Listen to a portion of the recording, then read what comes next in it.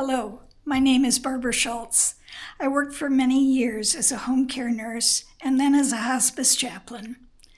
Since I retired, I wrote my first novel, Trust the Wings, based in part on my experiences. I'll be reading from that today.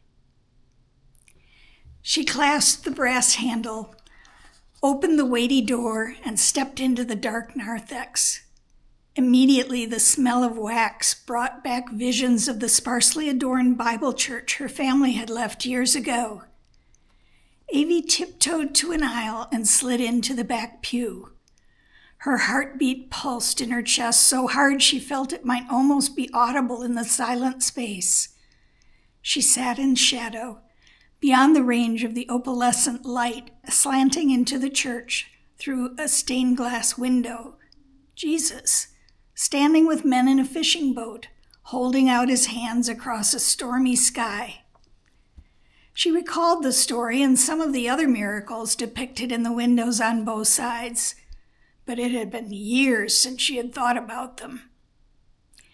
"Hey, Jesus, I could use a miracle right now," she said, challenging the luminous figure. The church remained silent. No flash of a celestial light, no rushing wind, no still small voice. Yeah, she thought, I guess it's still up to me then. "I don't want to disturb you, but please, is there anything I can do for you?"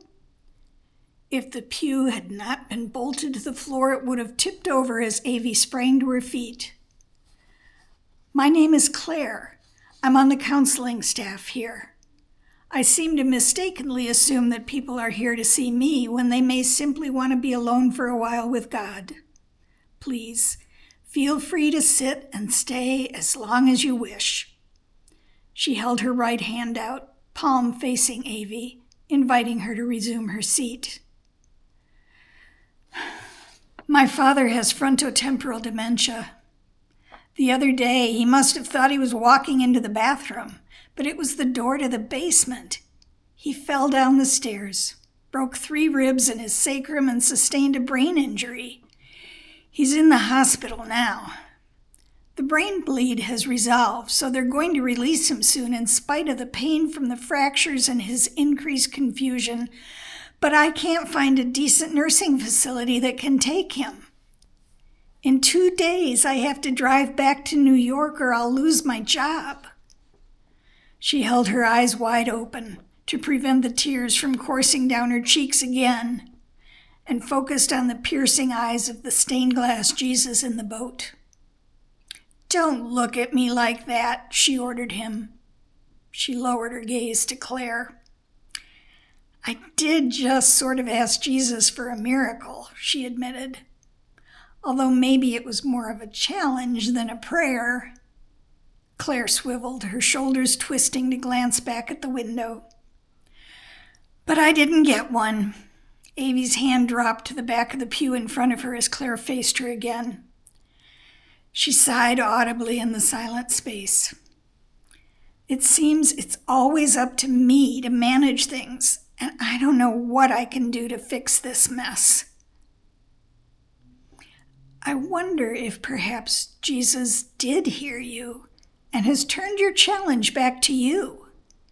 If you may be the miracle you're looking for. If that's the case, I think you'll find a way." Her? A miracle? Avie's skeptical eyes leapt from the gentle eyes of the woman before her to those of Jesus and back again. She felt herself drowning in those matching pools of compassion and understanding. Doubts and misgivings squeezed her chest and erupted from her throat in an unexpected sob.